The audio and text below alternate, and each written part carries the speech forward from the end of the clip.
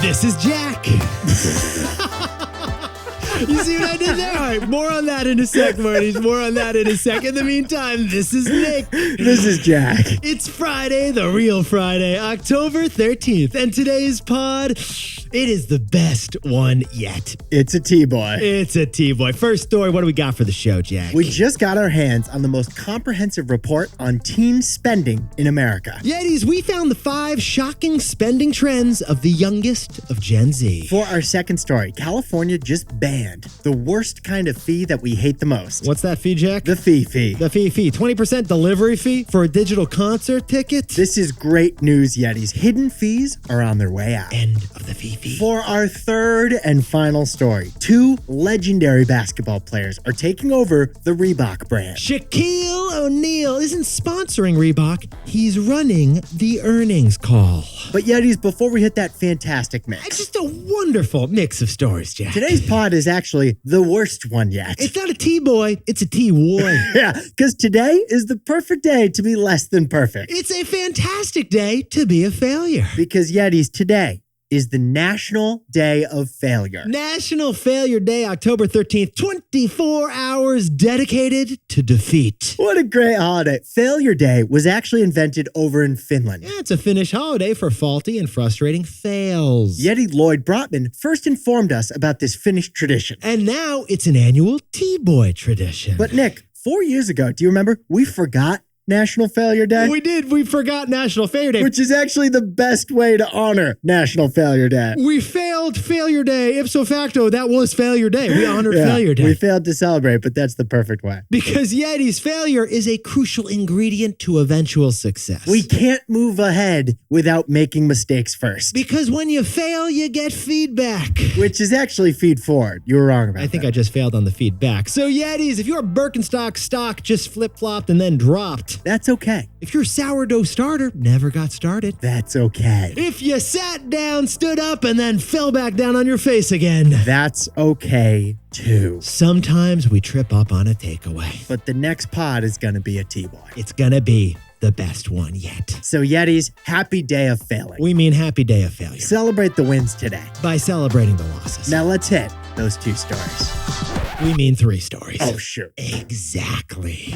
15 years before this song, 2 boys from the Northeast met in a dorm. They had an idea that caused a cultural storm. It's the best one yet, but the best is the norm. Jack, Nick, that's it. I don't even think they need to practice. 50%, that's a fat tip. T-Boy City on your at-list. If you know, cause we ready to go. We can't wait no more, so just start the show. Start the show. For our first story, we just got the ultimate report on what U.S. teenagers are obsessed with right now. And this matters because what teens are buying today, we'll all probably be buying tomorrow. Funny thing, Yetis. Every year, the middle-aged consultants over at the company Piper Sandler do something strange. They go out into the world and they try to spend some time with random teenagers. Hey, you want to play a video game? For the 23rd straight year, Piper Sandler just did it again. They interviewed 9,000 teenagers across America, average age 15.7 years. 15-and-a-half-year-olds. That's who they asked 9,000 people to take surveys. And these are pretty detailed questions, aren't they, Jack? They asked teens about their money habits, their favorite brands, what they watch, what they wear. Favorite mascara? They want to know. They're going to ask you that. This is valuable consumer information. And the overall surprise Nick and I noticed this year, Spending among teens has dropped. for the first time in years, teen spending, according to the survey, fell by 1% across America. Now, this is mostly because parents are giving out less allowance. We know who to blame on this thing, Jack. Yeah, because only 1/3 of the teens surveyed had a job. The rest of the money came from mom or dad. Apparently, the bank of mom and dad is fiscally conservative right now, Jack.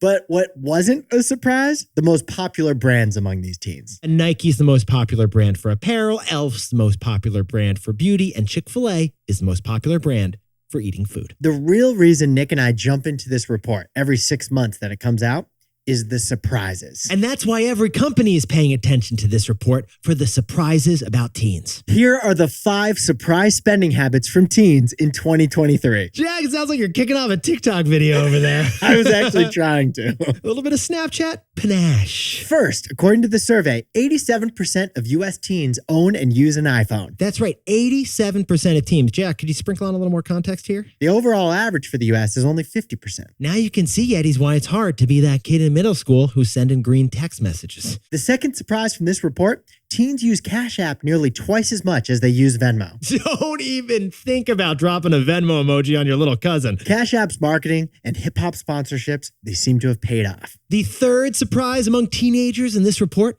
31% of teens own a virtual reality headset. We only know one person who has a VR headset, and that's our buddy Timmy. It's our buddy Timmy. Yeah, it's our buddy Timmy. Yeah. But here's the interesting thing.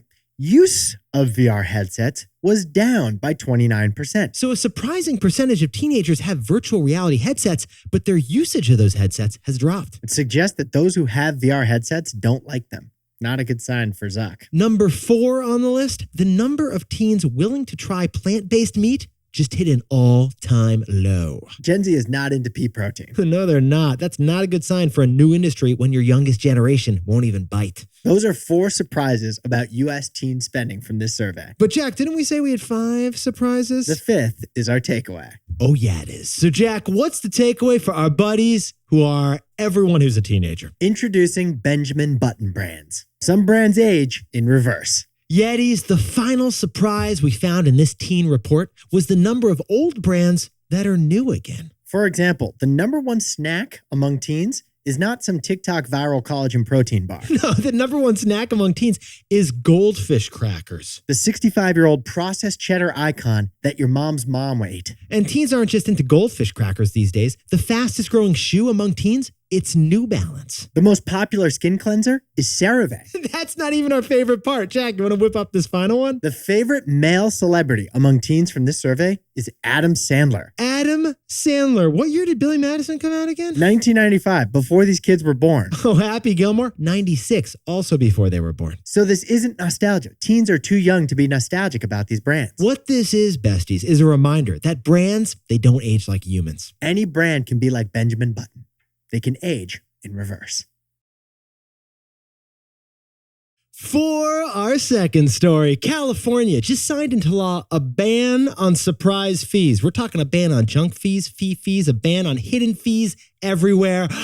Rejoice. Rejoice. This is a wonderful news, and it will save us consumers 50 million hours and $1 billion every year. Now, Yetis, before we jump into those numbers, sometimes we begin with the story. This time, Jack, let's begin with a little personal news. So Alex and I want to see Noah Kahn in Boston next summer. He's a rare Vermont folk singer who's going nationwide. A lot of maple syrup songs, like duets with cows, kind of a thing. Yeah. Stick season. You've heard him on the radio. I haven't, but I trust your judgment on this. But here's the ticket buying process that I experienced yesterday on StubHub. Are you ready? Kick us off. Take us, man. Jump at T-Boy style. First, they showed me a map of Fenway Park, and I saw that the lowest price ticket available is $485 a ticket. Okay, so I assume it asked you to pick a seat, then you pushed continue. Exactly. And then they said, is this the seat? And then you clicked continue. And then they asked me to enter my email address. Continue. And then they asked me to enter my password. Continue. And then they showed me the price, which I already knew. Continue. And then they said, please enter your credit card info. I mean, I'm just going to say continue. And then they said, here's the total price, complete purchase. I mean, Jack, we got the whiteboard here. I'm adding it up. You clicked 6 continues, and then only then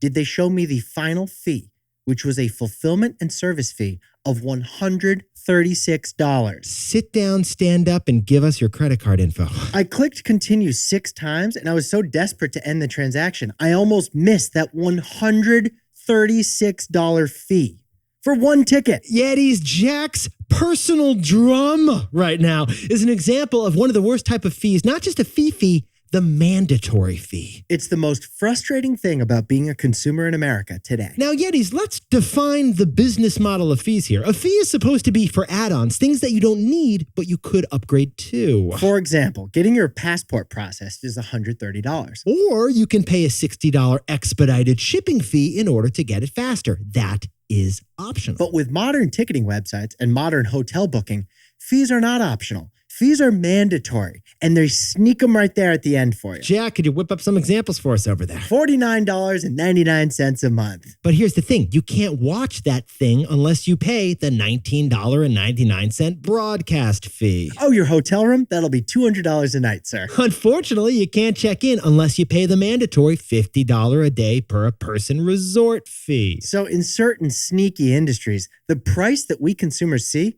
it's really the fake price. Yeah, the fee is actually the main product or service, even though they say it's a fee. And you only see that real price when it's too late to back out of the transaction. Yetis, we declare on this here podcast, if a fee is a mandatory fee, it is not a fee, but it is part of the price. Yeah, it's an oxymoron. A mandatory fee is not a fee. It's just the price. Well, hear ye, here's the news. California just signed that exact rule into law yesterday. It's wonderful news. Effective June of next year in the state of California, no company can sneak a mandatory fee at the very end of the transaction. Besties, the only extra cost at the end of a transaction you're allowed to see is a government-imposed one like a sales tax. Oh, you want to charge me a $136 convenience fee, StubHub? Convenience fee. You got to show me up front instead of sneakily after 6 continue buttons. Yetis, this could be the end of the mandatory fee. So, Jack, what's the takeaway for our buddies who are everyone buying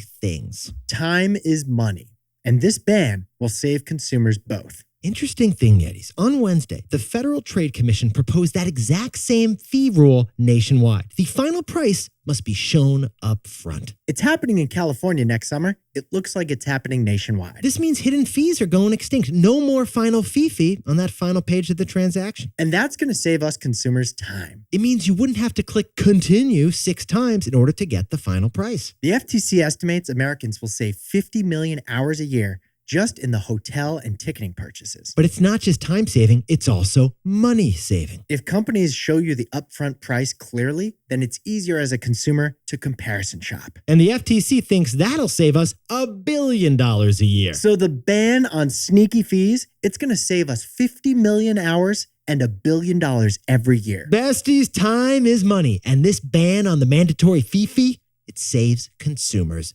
both. Rejoice. For our third and final story before the weekend, Reebok, the shoe brand, is back and it's got a bold new plan we have not seen before. Reebok just hired Shaquille O'Neal and Allen Iverson to work corporate jobs at Reebok headquarters. Shaq and AI are clocking in. Jack, let's go back to 1992. Great year. What were you doing? What was the highlight that year? I was just learning how to go to the bathroom by myself because I was 4. Big year. Critical skill. Critical skill. But Yetis, that same year, Shaquille O'Neal was drafted number 1 in the NBA draft. A big man signed a big deal for some big shoes. He signed a deal with Reebok. The 22-year-old was wearing size 22 Reebok sneakers. Reebok, actually a British footwear company and one of the oldest ones out there. Reebok, it's like Converse if it had a Harry Potter accent. Jumpiest, dunkiest. Founded in 1900, Reebok is actually named after the super nimble African antelope known as the Reebok. And a century later, in 2006, Adidas acquired Reebok stock for $5 billion. But a couple years ago, in 2021, Adidas sold Reebok to Authentic Brands for $2.5 billion. Well, funny thing, Jack, who happens to be the second largest shareholder of Reebok? Shaquille O'Neal. Yeah, that Shaquille O'Neal basically owns Reebok. Which leads to this news. Reebok just added Shaquille O'Neal and Allen Iverson to the corporate payroll. Shaq and Allen Iverson are getting W-2s over at Reebok. Yeah, both Allen Iverson and Shaquille O'Neal wore Reebok sneakers during their peak basketball playing years. Reebok came out with the answer and the question sneakers. They were like the top-selling basketball shoes in the 2000s. They were both based on Allen Iverson. I had a pair. My chubby little calves ended up in a pair of Reebok shoes because of Iverson. Yeah, but you could jump like 5 feet because of them, Jack. You could barely slip a piece of paper out of there. Now, Yetis, here's the key. They didn't just bring out these 2 players from retirement to play. They brought them out to work. Shaq has a corporate role at Reebok, president of Reebok basketball. Yeah, like Shaq has a desk job with like a corner office. It's going to be a huge desk. You're going to see Shaq at the water cooler wearing khakis. Biggest chair you've ever seen. And it's not just Shaq, because Allen Iverson is Reebok's VP of basketball. So Shaq is literally Allen Iverson's new boss at a corporate job at Reebok headquarters. Like Carol from accounting is going to see these two and say, hey, I got some feedback on your TPS report spreadsheets. And then if Carol from accounting wants a coffee, she can tell Shaq to get it for her, and then Shaq can delegate that coffee assignment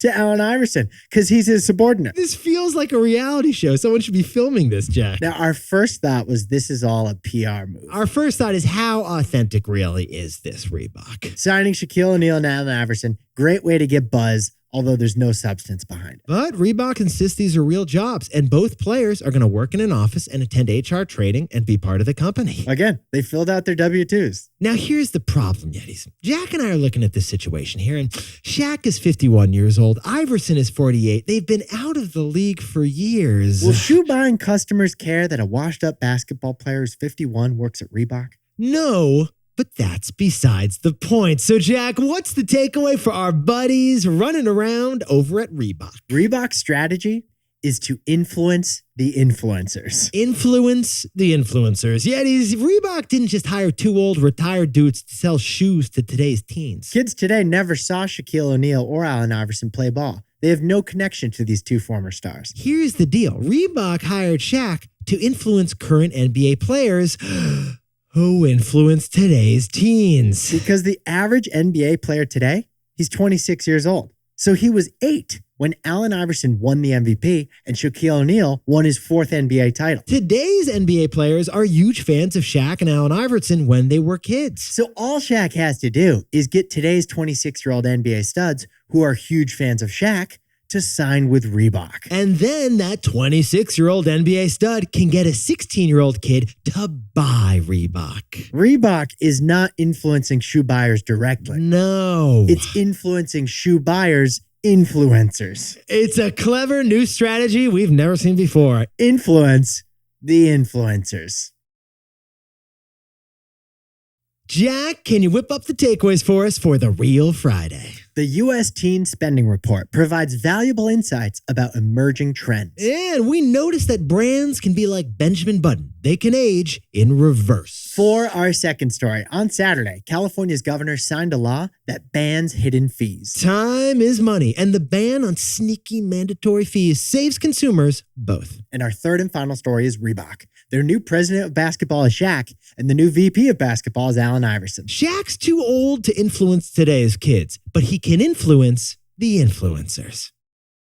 But Yetis, this pod's not over yet. Here's what else you need to know today. First, the latest victim of the Hamas terror attack, it's Palestinians. The UN predicts a humanitarian disaster is coming to Gaza. Israel has called up 300,000 reservists in preparation for a massive military mobilization. And second, the United Auto Workers Union has expanded its strike against Ford. 8,700 more Ford workers walked off the job at their most lucrative truck and SUV plant. And finally, the heaviest pumpkin ever was just grown in the great state of Minnesota. This big orange thing is 2,749 pounds. Nick, that's enough to make 5 million pumpkin spice lattes. Give or take a million. Actually, infinity, because I'm pretty sure those are all made with artificial ingredients. Now, time for the best fact yet. This one whipped up by Jack and me, and because it's International Failure Day, we wanted to share with you a couple failures. You know this one already. Oh, this one's good. I know what you're going to say. For about 6 months, I thought that ceviche was just... I can't even say it. I thought that ceviche was sashimi. Don't even get started on the nigiri omakase. What's your failure, Nick? Okay, that was a good one. I'm glad we now know the rice versus the fish versus Peruvian versus sushi. That was good. I don't fully know yet, but go on. Well, first, when I applied to business school, I didn't get in anywhere the first time I applied. True, I remember that. But then you got in the second time. Yeah, because you always got to try again. That's failure. The other failure is that I lost my iguana, Scaly Whaley. He ran away from me. Did he run away or did you lose him? I left him outside, and that was a mistake. You failed to protect your animal. Central Park is no place for a reptile, Jack. The happy ending here is he's produced a bunch of offspring in the Bronx Zoo. Scaly, if you're out there, I'm on the Upper East Side. Yetis, you look fantastic. If you have your own failure you want to share, hit us up at T-Boy-Pod. And if you want to read a couple more failures of ours, we listed them out in today's T-Boy email newsletter. Sign up at tboypod.com/newsletter. Yetis, you looked fantastic all week. Jack, what should you do this weekend instead of celebrating the wins? Fail to get tickets to the Taylor Swift concert movie. Celebrate that loss. Jack and I will see you Monday.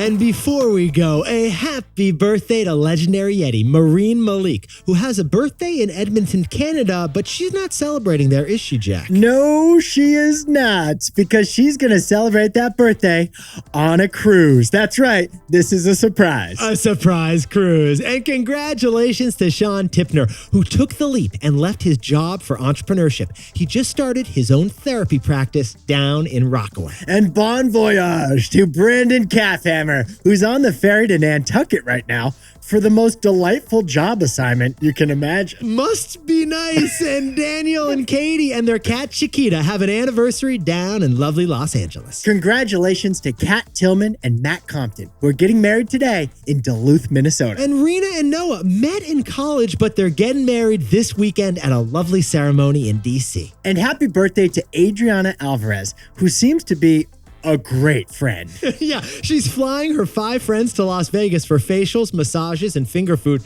We would love to join. You can make it 7. Can I be one of your friends, Adriana?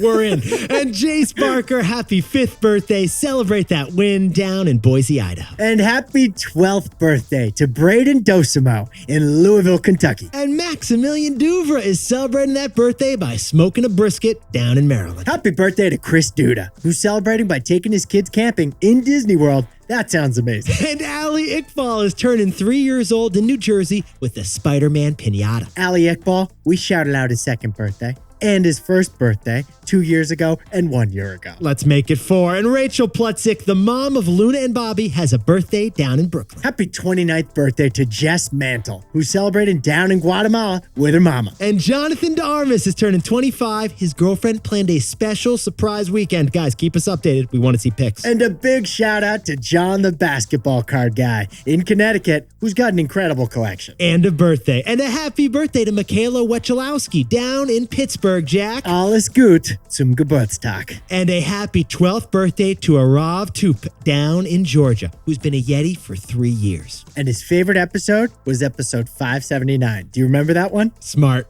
but It's about the smart toilets. That was a good one. it was the best one yet at the time. This is Jack. I own stock of Amazon, and I bought stock of Nike for Nick's son's 529 college savings account. Maxie has Nike. Air Max. Here we go. I forgot to push record. I'm kidding. I'm kidding. I'm kidding. Dude, that was mean. I shouldn't. I was trying to make a national failure joke. I should not have done that. I'm sorry. Man. That was we mean. failed to record. I mean, Yeah, that was stupid. I shouldn't have done that. I lost 2 beats of heart. I We're gonna shouldn't do have done one less T-Boy episode in life because you just lost a day on my life. So you just cut an episode out of the show, Jack. I'm sorry I did that.